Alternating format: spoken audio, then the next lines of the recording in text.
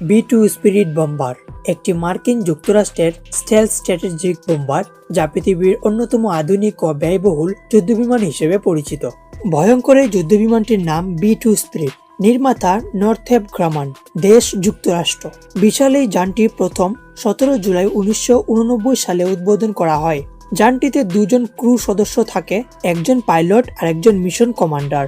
এত বিশাল যুদ্ধযানগুলোর এক একটার দাম আনুমানিক $2.13 billion.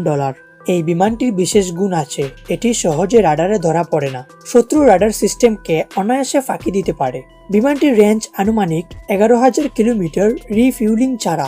Air two air refuelling এর মাধ্যমে আরো অনেক দূর যেতে পারে। প্রায় 18,000 কেজি পর্যন্ত পরমাণু বা প্রচলিত বোমা বহন করতে পারে। বিমানটি উচ্চ সাবসনিক গতি সম্পন্ন, যা প্রায় 1010 কিলোমিটার প্রতি ঘন্টা। এমনকি বিশাল দানবীয় এই বিমানটি 50,000 ফুট পর্যন্ত উঠতে পারে।